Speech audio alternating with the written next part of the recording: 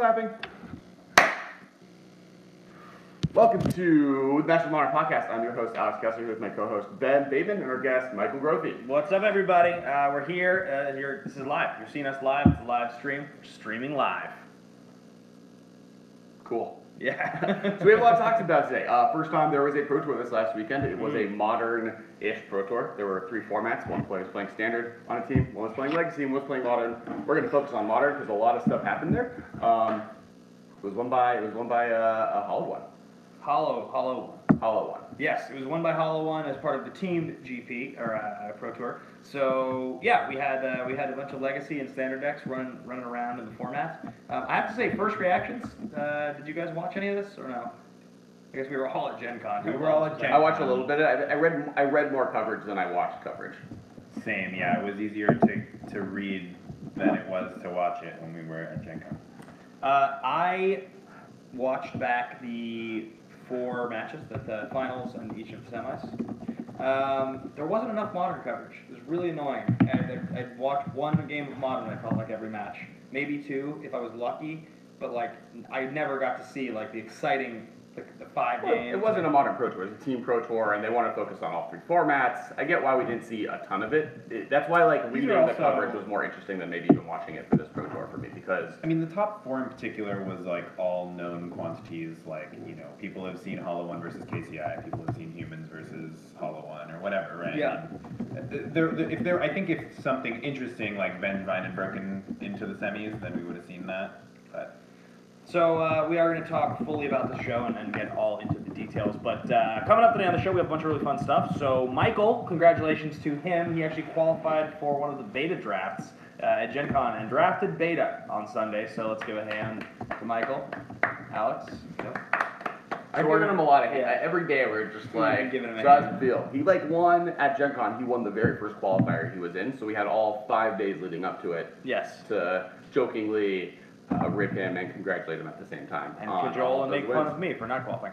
These are his beta cards. We'll get there later, so stay tuned for that at the second half of the show. We're going to talk about the Pro Tour, and we are introducing a brand new pack opening segment today that we'll get to in just a minute. So before we get fully into the show, I want to remind everybody here you can find us on Twitter at the MMCast. You can find me personally at Ben Bateman Media, at Duddard. yeah, DUDARDD. Alex made me hatch from my Twitter egg. Yep. Put up an That was an actual icon. Profile. It's Mechabot. It's one of the battle bosses. Yeah, it's one of the battle bosses. And I put a little description of who I am. It's been a little there. confusing because the icon we had for the battle bosses account until that moment was Mechabot. And so I didn't know. I just picked my favorite boss and put him up there. Fine. It's fine. It's fine. And you can find this clown over here at Kess Wiley. Yeah, I'm at Kessway. Sorry, I'm posting the live stream onto all of the different social media services so that you guys can find it while we're doing it. Get hyped. And I have one more thing. Hype. So the very first thing we're going to do today is a pack opening. Well, I guess first we have one more shout out. Battle Boss is a game. It's over here. See the box. These are new characters we previewed at Gen Con. This is Captain Boat. He's a boat. Looks like a boat. But he's got a face. He's half captain, half boat. And this is Doxplosion. She's a mad scientist harassing people in Futropolis. You can go to the Kickstarter on Tuesday. So it's live on Tuesday. August 14th, Please check it out, August 14th. we had an amazing Gen Con. We got to playtest this game with 1 billion people. Actually, literally, but like a lot of people, a lot of listeners. The show came by. It was super, super fun. So yeah, check it out, August 14th. It's definitely. Yeah, we just had demos of the game going continuously from when the hall opened at 10 a.m. until it was closed at 6. Just like we didn't have a single break. It was just continuous people wanting to play the game. Yeah. All right, so we are bringing you a brand new segment today. This is Pack Grimoire. We have filled this grimoire with all the packs. All of the packs. All of the packs. So inside is a selection of more standard packs. There's some Omniket in there. There's some sweet packs in here. We've got Kaladesh in there, but we've then got there's all also 3 like editions of Modern Masters. We've got Eternal Masters. We've got Mirrodin. We've got Darksteel. We've got Python. We've got New Phyrexia in there. yeah. So there's some really sweet, spicy stuff, and there's some recent stuff. So we're going to pick packs at random. So there are exactly 90. There are exactly 95 packs in here. Okay. So we need to randomize this somehow. Producer, where's our producer? Random number. We need spin downs. That's what we need. I say we just do 95. Phyrexia. Yeah. Just right? Okay, I got it. You don't want to Numbergenerator.com. you don't want to roll some Numbergenerator.com. Generate one random number between That's 1 and it. 95. Generated 8, didn't it? Where's UC8? There. Oh, 8, yeah. Number 8. Okay, you are going to be 1, 2, 3, 4, 5, 6, 7, 8. Alex will be opening this pack of Amonkhet. Okay, and then it's going to be Some modern against playables in there. 77. Okay, so shoot. 7, 8, 9, 10, 11, 12, 13, talk. 15, 16, 17, 18, So 19. while he's counting in his head instead of out loud, where it makes it impossible to talk over him, yeah, this is a cool new set we're doing. We're gonna each open a pack. We're gonna pack war them, and then we're gonna get to the winner gets to open a pack that'll come out at random. So that'll be super fun and exciting, and hopefully you guys enjoy these new segments. The other thing we're gonna be talking about is the Pro Tour, and that Vengevine is the deck now. Get hyped. Get so hyped. Some one hasty plant boy. Are you Modern a fan Masters of Vengevine? 3. Oh, damn. Are you Okay. gonna open a Modern All right, Masters so we're 3? pack warring these. So the way pack wars work is whoever has the largest converted mana cost in the pack, gets to keep all of the pool. Yeah, and this is brought to you by WizardryFoundry.com. This is a grimoire made by Wizardry Foundry. It's one of the original grimoires. It holds tons of cards. They have codexes, grimoires, all kinds of awesome Scrape stuff. for cubes. My show, 10 Minutes of Modern, is actually sponsored by them, so Cool. I talk about them often. It's like All a right, weird You subtle guys plug are for them. giving these packs to the Patreon? No, No. we're just the winner just gets to keep them. Yeah. Our producer's telling us we should be giving them the Patreon. We will consider that. We will take that under Not consideration. Consideration. Craig. All right. 1, 2, 3. Oh, you already opened it. Feel left behind. I think I have a good chance here though, because I don't know how good your converted mana cost is. Is Amonkhet converted mana cost any good? I don't know.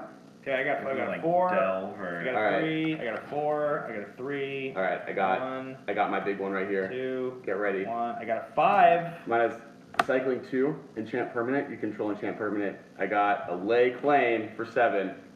Wait. Can you beat that? Can you beat 5. 7 drop? I got a Niv Mizzet Draco Genius for 6. I still win. You still win. And And a foil Thunderous Wrath. And that foil Thunderous Wrath. What's your Thank you rare? very much. My rare? I didn't even look. It was Channeling Initiate. Alright. Yeah? Yeah, Semi-hate fit, like, mana dork. Yeah. fair. Thank you for that pack, Ben. Niv Mizzet Appreciate Draco it. Genius is all yours. All right, Foil so Thunderous Wrath. foil Thunderous Wrath. Not nothing. Yeah. Not nothing. Alex It's a little paid, bit nothing. Alex paid for all the packs if he gets to. All right, so Modern Pro Tour. As we've done in previous Pro Tours that involve Modern, we have kind of a metagame discussion where we now want to talk, now that the Pro Tour has happened, what's Tier 0, what's Tier 1, what's Tier 1.5, and then everything beyond that you can play Modern is Tier 1.2 and beyond. Worst way to play pack forever. Intro Battle Boss Kickstarter and YouTube plus Facebook Surround, we did that already. Cool. What's Tier 0, guys? I think it's pretty obvious. I mean, I think Tier 0 is humans. That's like probably the top deck. I think you have to say KCI is also Tier 0. It won 2 Grand Prix recently and just made the finals of a Pro Tour. Yeah, but it's metagame, like, It's not metagame dependent. It's just showing up in every top 8. It's like, yeah, but like for me, Tier 0 is like the deck you're most likely to face twice in a GP. And Okay. and still is top 8 because like humans has also showed up in every top 8 since it has existed. So like and in multiples. I mean, So, how many decks are allowed to be Tier 0? I guess is One. the question. Oh, there's one deck? One deck.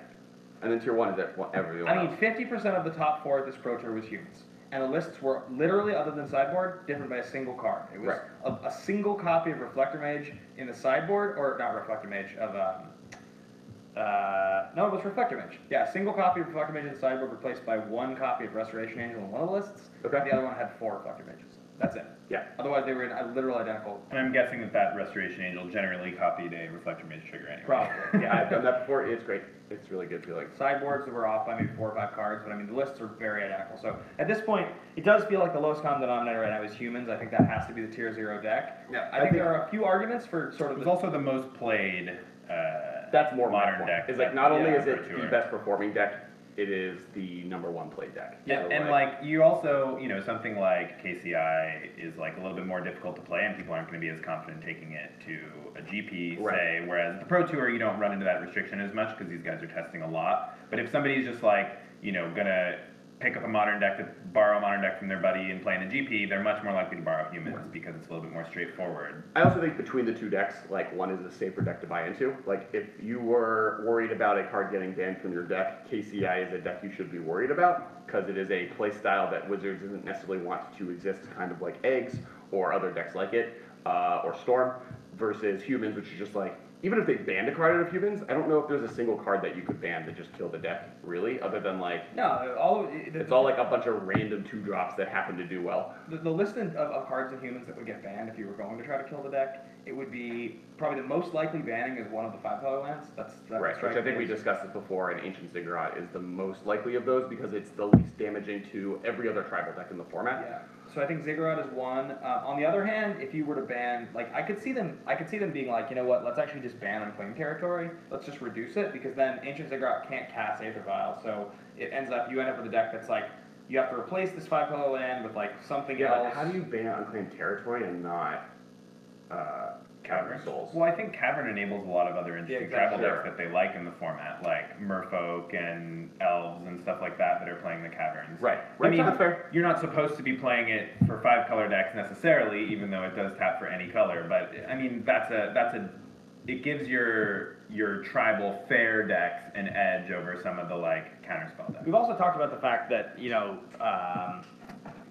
we've talked about the fact that banning one of the lands wouldn't really kill the deck because, like in reality, how much worse? Well, would the deck- I don't think they want the deck to die. I think they just want it to be slightly worse, and then forcing them to play fetch lands isn't the worst way to do that. No, they wouldn't do that. If they banned It's one like of the mana 5-color lands, confluence, they would just play probably. mana confluence. And then Oh, yeah. how much worse is your deck if, on average, you're probably losing 2.5 life per game?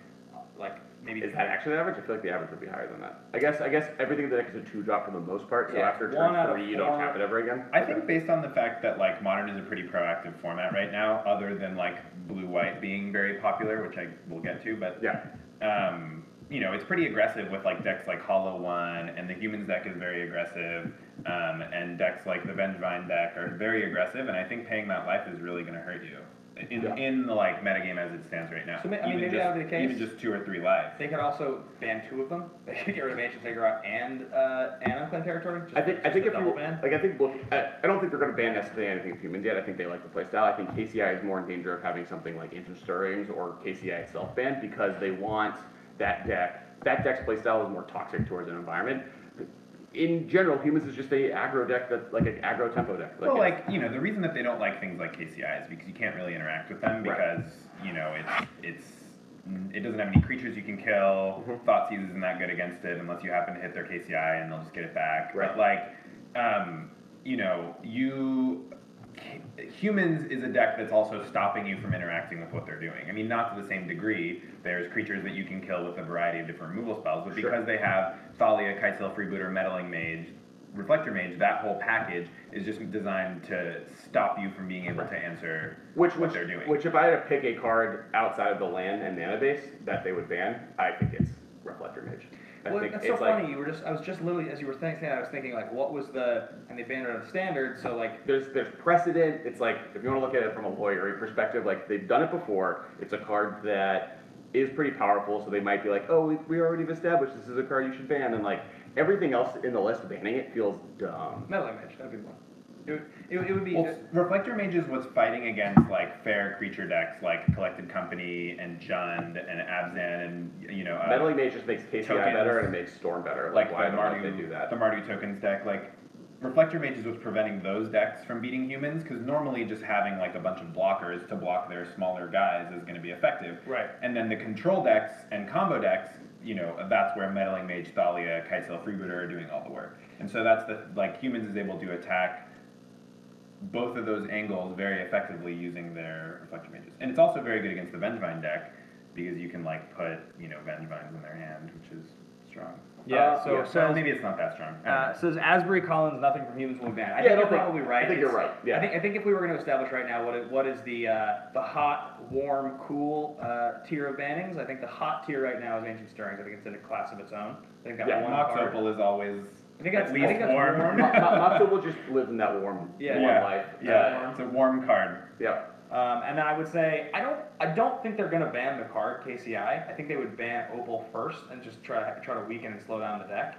I think they do ban Ancient Stirring before any of those. Yeah, like, me I too. just think it's like, I mean, there's a little bit of precedent for banning KCI because, like, you know, when there's a combo deck that they really want to put their foot down on, they just ban Second Sunrise, for example. Yeah, but they ban Second Sunrise, but then they ban Summer, and so there's another card that That's true. So you can make the deck work still. So like they don't ban Amulet, they ban Summer Bloom. So I think if you were going to try to make KCI deck that you could play, because I think it's an interesting deck. It's a cool deck. I like the interactions. It's a lot cooler than Eggs to me.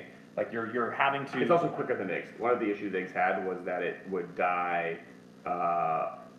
you would have 20-minute turns during turns. Yeah, right. And you Where- might not even win at the end of your turn. Right. So like it was more of a the big killing eggs on purpose had more to do with it being problematic for tournament play than even necessarily its degeneracy. I mean, there was like, I don't know if you guys In ever case watched you the haven't done that finals, too. but like the Ben Stark match against Hollow One, there was like a game where he was staring down like a lot of damage and he like got a Sidemaster Thopterist in play out of the sideboard and just like started making just like blocker after blocker after blocker. It was like pretty sweet to watch actually. Sure. Sidemaster Thopterist is insane. I mean, it's Yeah. enabling stuff in Standard, and I'm sure it will continue to be good in Modern. Yeah, it's really good. I mean, that deck's fun to watch. Like, I actually think the 4 decks. There was just 4, right? There was 2 humans, a Hollow One, a KCI. Yes. The The top top 4. 4. There's only top 4 because there's a team event.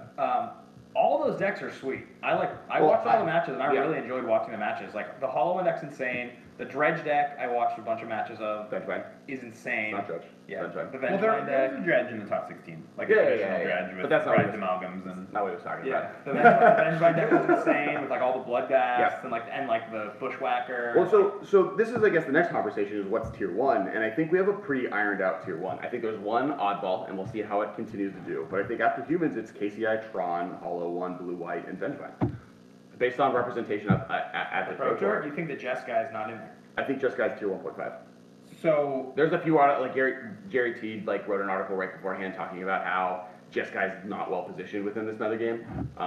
But like I think Just Guy and Blue White kind of maybe switch between each other, but I think those are and like I have it at tier 1.5 along with Affinity, Band Spirits, and Martyr Pyromancer, who are always just going to be decks that are around.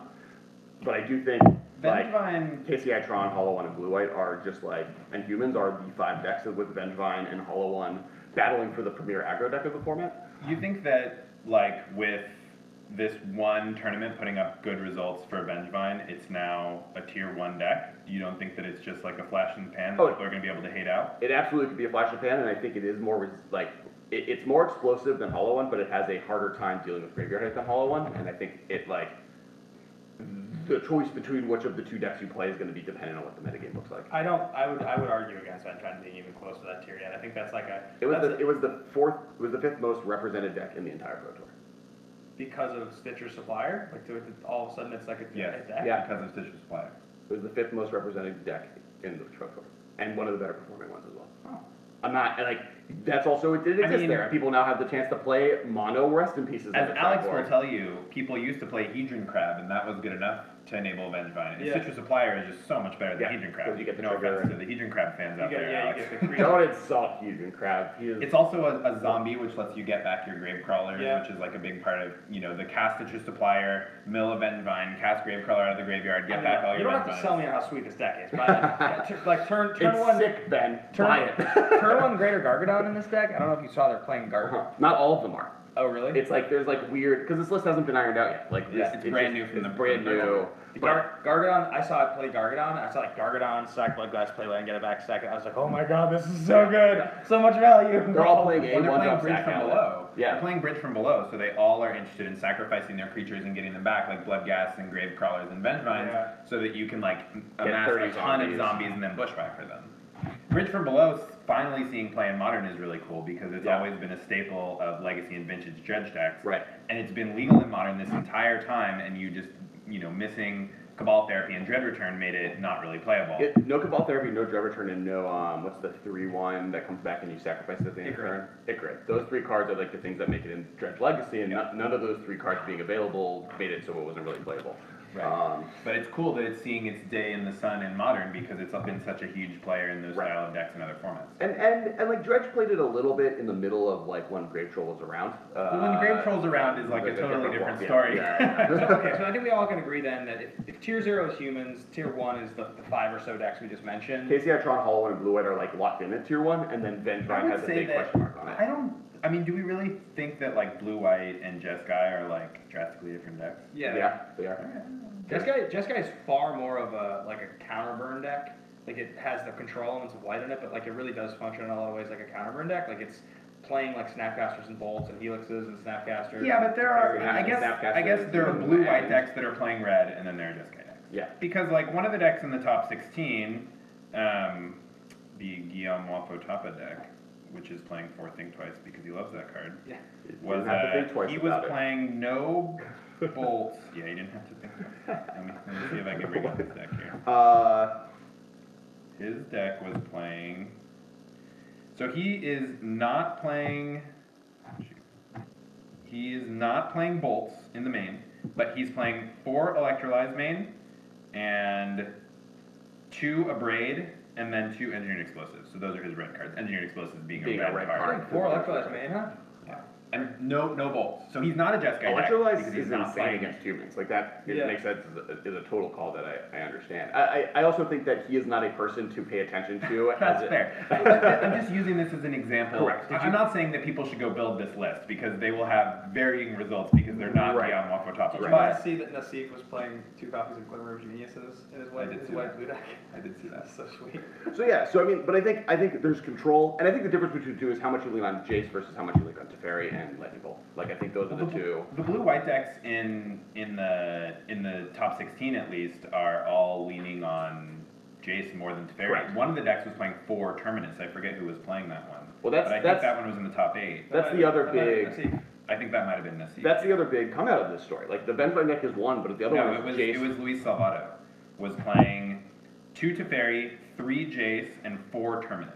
He was also playing 1 Oust and 1 Timely Reinforcements main, which I think are nods to humans because those are cards that are going to really perform against humans, but they're not cards that are going to get named by Meddling Mage. I saw a timely, there's one game Nassif between like the ones in his hand and the Snapcasters. He played timely 3 turns in a row.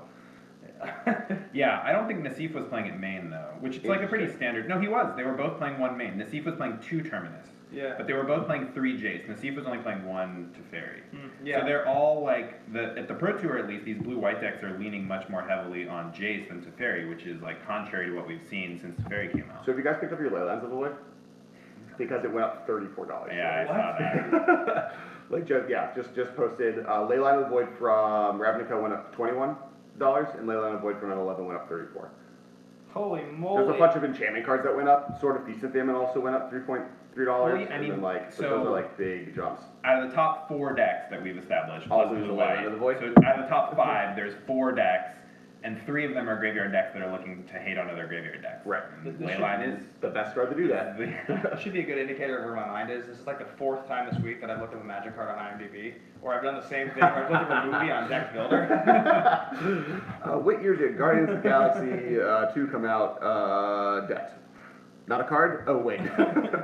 So yeah, so that's crazy. I'm excited. Thank you to, who posted that? Robert Holt. Robert Holt, thank you for posting the More Spikes post that gave us that information. To Blue know lines that. are 30. What? $60, $60 to $70, depending on which one you have. I have, I think I might have even bought the 3rd and 4th copies last season. Nice. I definitely have at least 2. I have my playset because I've had it since I was playing Mono Black Box? Pox in Legacy, Yeah. and that's just like the graveyard. I card play you have. decks that dirtily enough that I can afford to spend mana on my grave hate, so I don't own them. That's crazy. All right, yeah. well, so yeah, I think that's pretty fair. I mean, the really interesting thing about Modern is that it continues to be a format where every single like 2 weeks you'll get like another couple decks that break through, Right. And they just sort of cycle through. And like what I find so fascinating is it really is like a living, breathing ecosystem of competition. Like this metagame is not one where it's just the same until they ban something and then it changes drastically. Right. It's like you look at these decks, it's like, you know, Grixis Shadow's like not really a tier 1 deck anymore. Not in Well, Modern. one player, I think one player brought it to the Pro Tour. Yeah. You know, like Burn consistently always shows up a little bit. There's the modular affinity lists, you know, so now Affinity's got like a little bit of a facelift, which is cool. I've messed around with that deck a bit. I think it's really, really awesome. There was like a non-modular affinity in the top 16 that I thought was pretty interesting.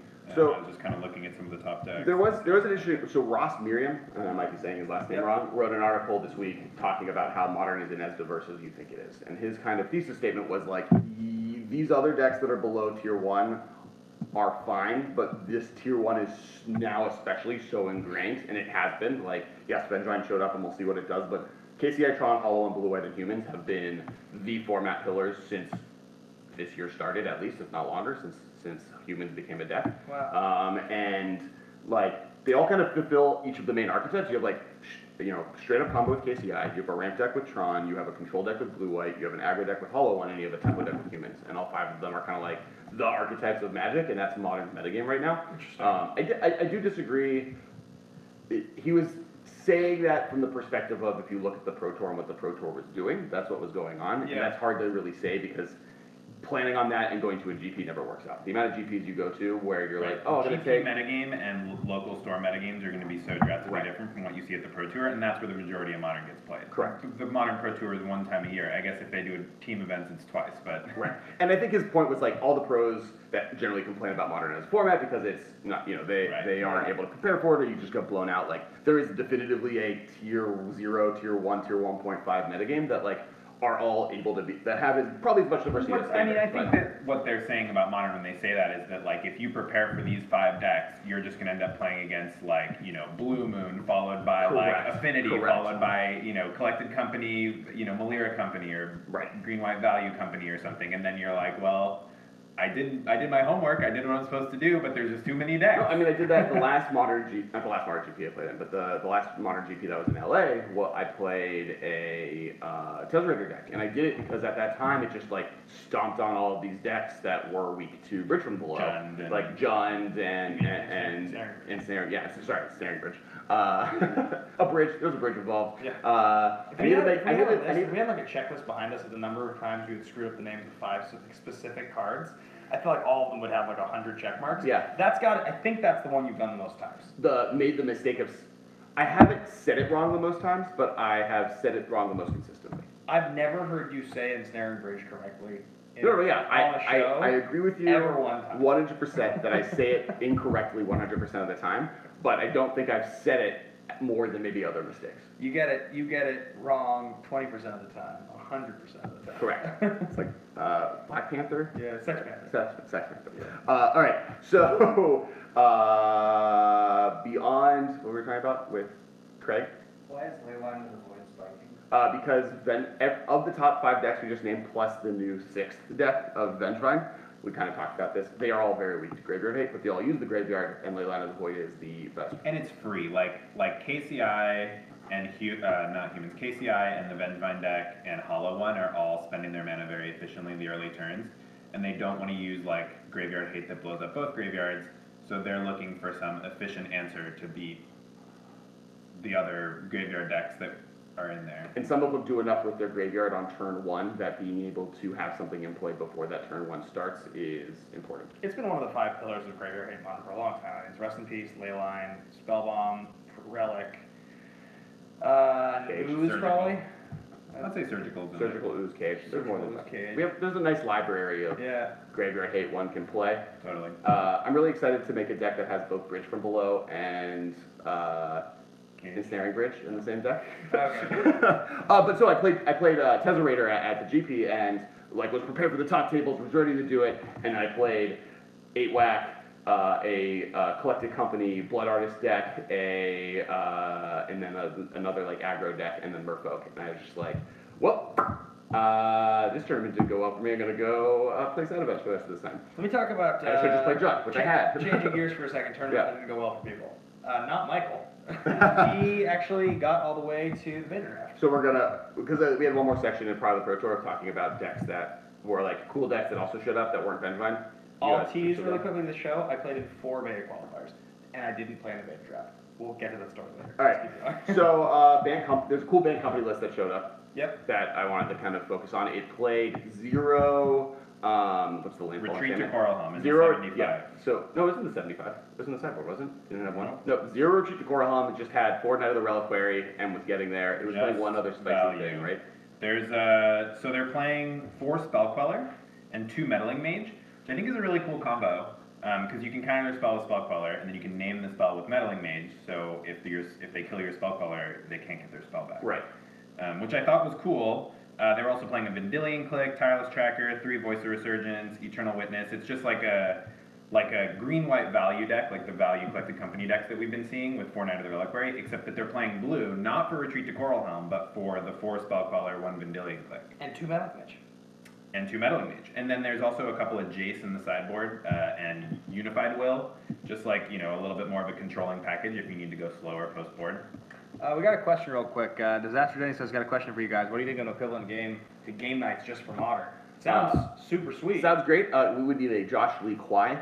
Yeah, we need Nobody a can make savage- Game Nights except Josh Lee Kwai. We need a savage production budget and Yeah, we will attempt to create more video content, especially on this channel, including YouTube channel. live gameplay, including Ben is going to start doing Moto streaming on the YouTube channel, and we'll also be adding a few other pieces of weekly content beyond just the podcast. we had like a cool idea. We want to start doing. I don't know if you guys remember this, but back in the you remember Alex because you were my co-host on the show. But listeners and watchers of the show, in the early days, we would do deck techs at the end of the show. Like it's been a long time, but we used to do a deck tech at the end of every episode on a particular deck of Modern. We went through 30 or 40 decks, and then we stopped doing it.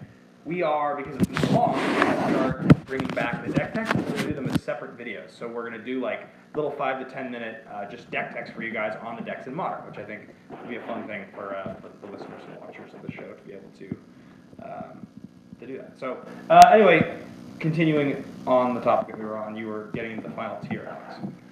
Final tiers is 1.5, but we're not going to talk about 2 because 2 is every deck in Modern, because Modern is a format where like Elves is not in one of these tiers, but will spike a GP, or Yeah, Merfolk right. will You- randomly you like can have a good take- day. And that's the reason that I'm talking about this Vengevine deck is because like It could've because just- Modern is so diverse and people are only expecting the top 5 decks or whatever, you could just sneak something through and win a GP easily. I mean, Right. Elves has won a GP And- before, right? and if this that's is, like- never a tier 1 deck or Right. tier 0. And if Vengevine was a deck that had one player play it and it just did really, really, really well in the Pro Tour and like got 5th place or something, then I wouldn't be talking about it the way I am. But the fact that like the number I have somewhere on my phone, but would have to go find it. But the X amount of players above 5 that played this deck, it made it the 5th Yeah, most but profitable I deck. think that there's always value at the Pro Tour in particular, and you'll see pros talk about this on Twitter Right. and in articles and stuff. There's always value to bringing an unknown deck because people are expecting to see, you know, they're thinking of the established metagame of 5 decks, right? Correct. Like, what's the control deck, what's the combo deck, what's the tempo deck, what's the aggro, what's the whatever.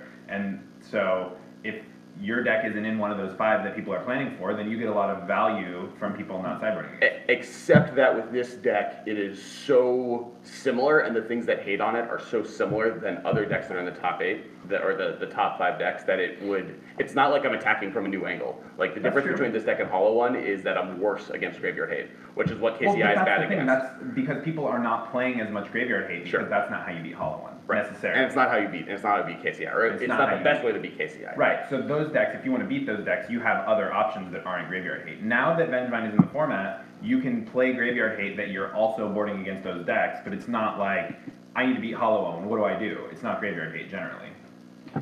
Right, They'll just put a Hollow One into play on turn 2 and kill you with a 4/4, and you're like, rest in peace. right. There were some pretty interesting non-intuitive plays watching those Hollow One matches. I haven't actually played with the deck. I've watched a lot of matches. I played against the deck once, but like there was like a play like turn 1 where the guy from Hot Sauce like Faithless Looting and discarded a Hollow One, and he had like already like Street Wraith or something like that, and you realize that the answer was like, no, it's actually a smart move because once you burn through most of your proactive discard spells, Hollow One becomes one of the worst cards in your deck to have in your hand. Right, because it just is like a 4/4. well, you can cycle it for 2. Yeah. But that's not where you want to be at. I mean, if you're Yeah, cycling yeah. your Hollow One something, you're probably going to lose that game. Right. All right, so next on our list, so Band Company Modular Affinity. The deck's sweet. We've talked about that deck like a bunch. Not for a couple months. It was like a cool deck. This is like the Hardened Scales one. I think you've talked about it more on your Tenets of Magic than we've actually talked about on the podcast. Well, we talked about it 1 week, and what ended up happening was I designed my own version of it that had the Rite of Passage, like Triskelion combo in there. Oh, okay.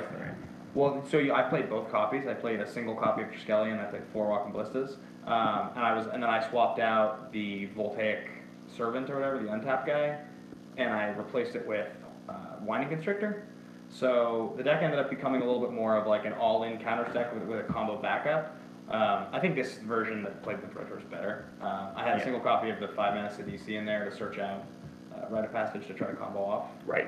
It was like super In fun. case you wanted to make your deck a little bit more inconsistent, or more inconsistent versus Stony Silence, you could. Yeah. Activated abilities win. I never actually played a game Yeah, with it. yeah, It's yeah. just built in my phone. But Rite it's of another- Passage Walking Ballista is cool though. Yeah, it's another one of those decks where I imagine at some point I'll probably build it on Moto and like play some games and then lose horribly and be embarrassed and never post the videos. But you know, maybe it'll win. So let's continue. Let's get to the talking. next. Now we're at Gen Con. So before we get into Gen Con, we have to do a few shout outs we have to do. The first one is we have a Patreon. It's how we do stuff like this deck pack opening. It's how we were able to accomplish all these things. It's going to help us create all this new video content that we're looking to start creating, and we really appreciate anyone who can go there and make it happen. It's why this show keeps going on. Number two is we all did Twitters already. Yep. You skipped that ahead. I was going to save that to now. We have a Facebook group. We do have a Facebook group. It is currently being live streamed from YouTube onto that Facebook group right now. Make sure to go check it out. Best discussion on Modern on Facebook. There's also a Facebook page. Make sure to follow it there as well. I want to look and see who's in it. Can I click this button here? Is Yep. that what I do? Cool. Awesome. You can see we have 16 people. In the live chat? I don't think we can look at them. We can look at them on YouTube. We can though. see their comments. I've seen them pop up. Yeah, the comments pop up. You don't get to see what their names are unless you look here. For instance, a big shout out to Lucas Dywald, who Nice. helped inform us that the sound on the iPad was a little low, so people are having trouble hearing us at the best level earlier in the episode. That's fixed. Killer. Thanks, Lucas. Thanks, Lucas. So Michael qualified for the Patreon. Let's get how we got there. So we all showed up at Gen Con. Well, let's explain what the beta draft is and how Oh it yeah, works. it's a good point. So Gen Con is the birthplace of Magic. It is a convention in Indianapolis that was the first place that Magic was released. So for the 20th anniversary, which we're going through all summer, Wizards is doing beta drafts at key events. So there was one in Vegas, there was one at, 25th anniversary. did I say 20? Yeah. 25th. Vegas, there's one at Gen Con, there was one at the Pro Tour, Yep. and then there's going to be one in No, an they already international did them something. all. There was one in Barcelona, Spain. Oh, okay. There was one in Chiba in Japan, and there was one in Sao Paulo in Brazil. So the foreign ones were all unlimited. Okay. The only two beta ones were Vegas and Gen Con. And then what they did at the Pro Tour, they called the Silver Showcase. It was 8 players, invite only. They did 3 packs of beta, just like the beta drafts Right. at Vegas and Gen Con. But then they also did a pack of Arabian Nights, Antiquities, and Legends, which were the first 3 expansion sets. Got it. Okay. So that's what happened. So they drafted 6 packs instead of 3. So at Gen Con, one of the beta drafts, the reason they did it at Gen Con was because of the fact that it was the birthplace of Magic, and we were there showing off Battle Bosses. That's where we announced Captain Vote from Doxplosion, and the game's kickstarting in a week. Not a subtle plug.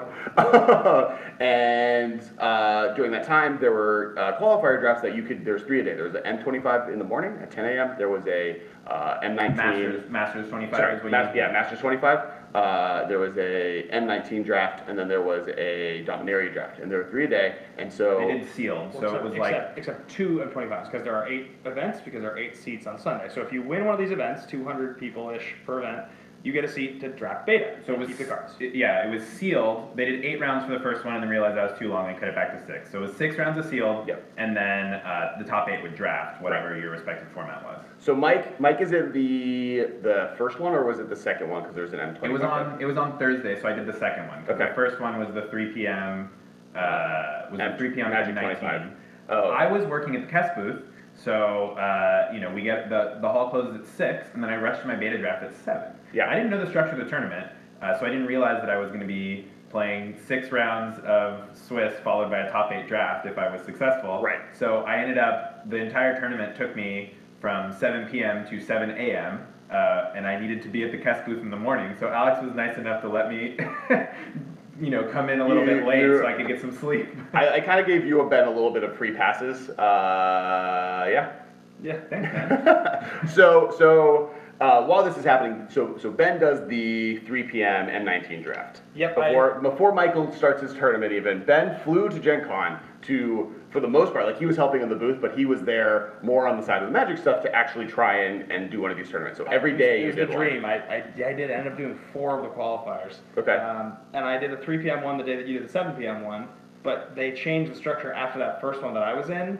So he played the full 8-rounder and made top 8, right? No, that was the next day. Oh, my mistake. I knew. No, this Top is eight. the one where he got wrecked because they moved where they were putting the sign up sheets. Oh my gosh, that was so bad. So I was EXO going in round 4 in an 8-round tournament. I lose my 4th round. Still like pretty bummed because I didn't think I could make it. they changed the side they were posting the signs on. I missed the start time of my 5th round, got a match loss and dropped, and was just like so crushed. And the next day, came back to the hall and was like, I'll do it again. And they were like, did you hear? I was like, what? They're like, Michael won. I was like, Michael won. No, he didn't. And they were like, we're not kidding. I was like, where's Michael? They're like, he's at the hotel sleeping. He was out till 7 in the morning. He won the qualifier. Yeah, I'm like texting everybody as they're waking up, like, I won! I'm like, you're saying that the qualifier that we left Michael out last night, the one where I was so despondent and he was like, I'm just going to give it a shot. He won that qualifier. Like, he won it. He's in the beta draft. Yes, that's what happened.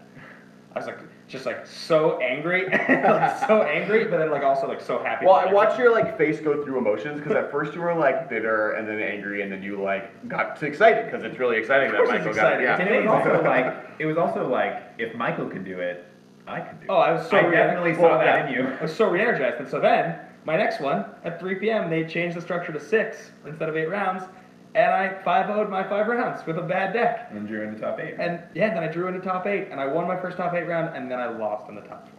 So I got close, didn't get it. I got 2 arid bases. Hey, 200 bases. Michael got a Beta Lightning Bolt and a Wrath God, but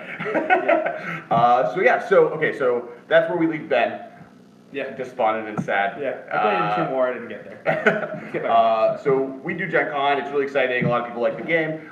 We get to the last day and you wake up early to go to your draft. How's it go? And so this day is actually 25 years to the day after they released Magic for sale at Gen Con.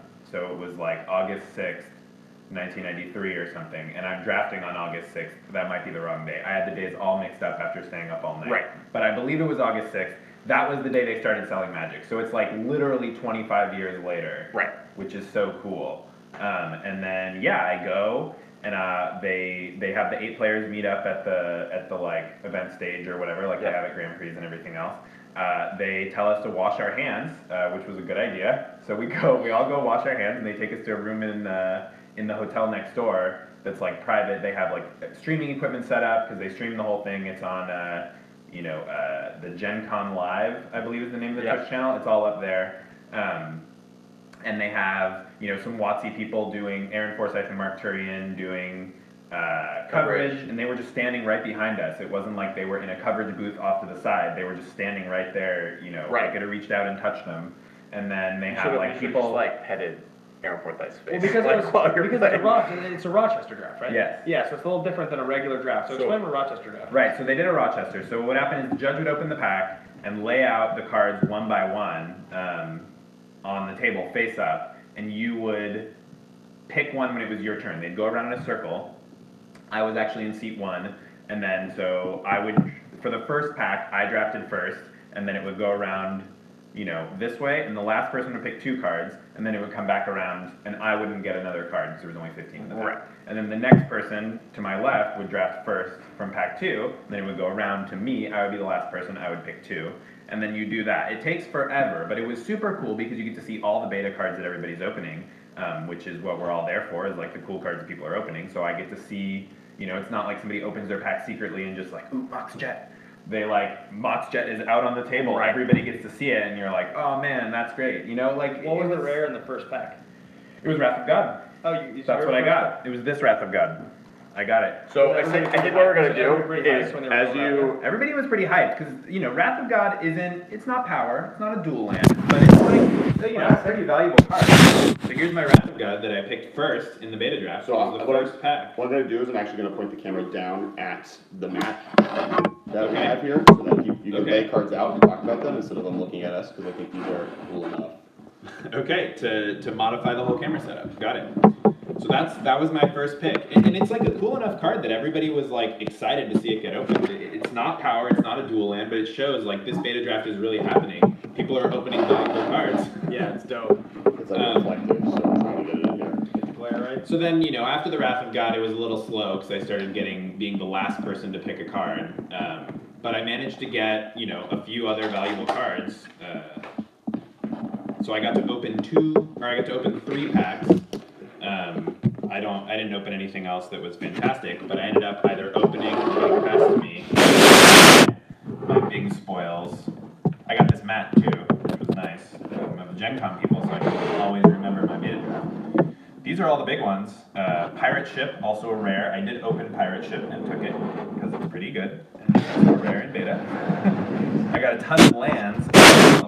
How many islands did you open? Well, usually you would take the islands like mid-pack after people had taken the playable cards. The thing about drafting beta is like there's so few playable cards by modern draft standards because, yeah, I'm not taking those out of sleeves, so you're gonna have to figure out the glare issue. Oh yeah, I'm gonna hold them up.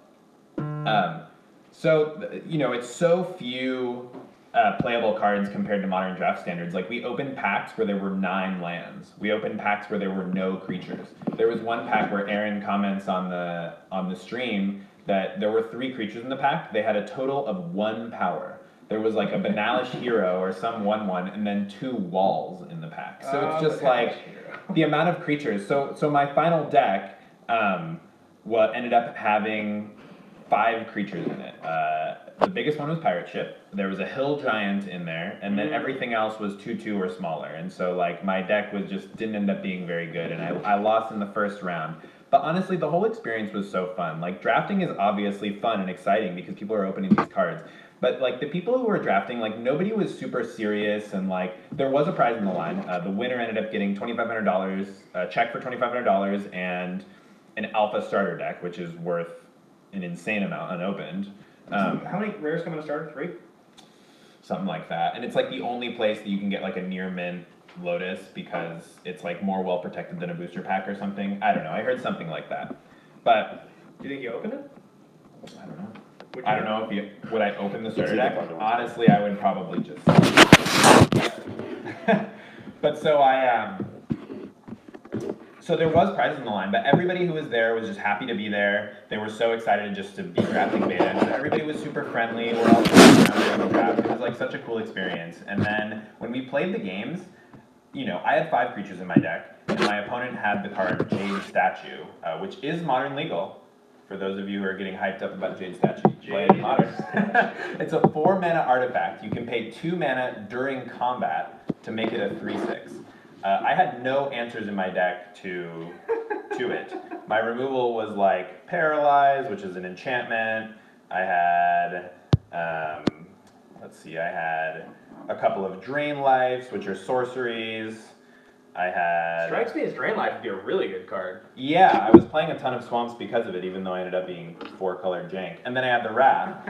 And so none of these cards kill it, all my removal suite, because it's too... It was only a creature on my opponent's turn when it was attacking and killing me. So I just got utterly crushed by Jade Statue. You would have had to block with like a Hill Giant and then bolt it? Yeah, that was like basically my only out. I had 1 Hill Giant in my deck. I could have blocked the Pirate Ship too, but yeah, so I was either 2 for 1ing myself. Unsummon doesn't do the trick, unfortunately. But yeah, I mean, my deck matched up really poorly against Jade Statue, and I just lost immediately. But like, even the experience of playing was so cool because it's like on Magic's literal 25th birthday from the day it was released, and I'm playing Magic like basically the way Richard Garfield intended. Yeah. You know, like it's really cool that like that is the exact same way that people were playing Magic 25 years ago. They weren't Rochester drafting, but effectively they were just opening up a handful of packs and just like playing, you know, 4-color, whatever random stuff they open. Yeah. You know, their opponent plays Jade Statue and they're like, what does that do? Oh my gosh, I can't beat this. That card's crazy. Yeah. You know, like it was just so cool to be there the way that people did it 25 years ago and just to be playing with these cards, good or bad. Right.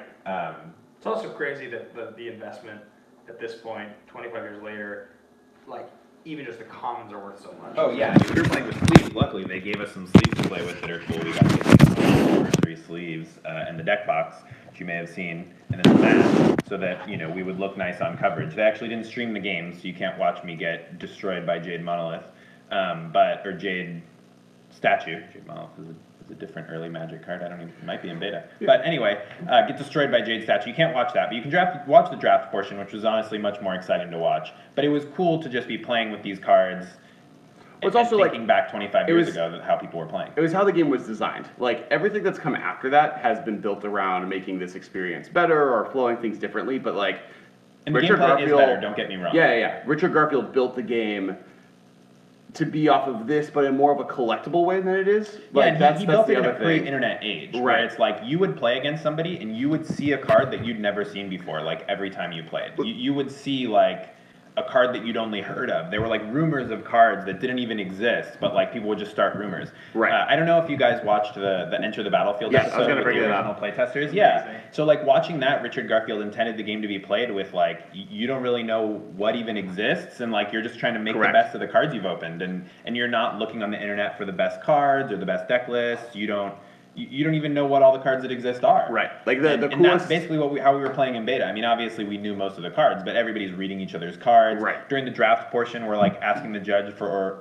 Oracle text on camouflage because how Right. does that card even work? Right, right. Well, I mean, like one of my favorite things from that video was like Richard Garfield gave every player that he was playtesting with 60 cards, and it was a Yeah. 40 card deck, and you didn't tell anyone who else what everyone had, and you only needed 40 of them, so you had 20 cards that you're going to trade. So you literally tested the game from the get go to be traded with people, and Right, and this then- little community, and that was like all around campus. People were just playing this trading card game that only they could play, and that expanded what Magic And was. every time you played a new person, you would Right. see a new card because he only printed, I think he was saying like 1 of each rare and 3 of each uncommon originally. Yeah. So people would just see, Pirate Ship for the first time and they're like, wow, that's incredible. Like, Right.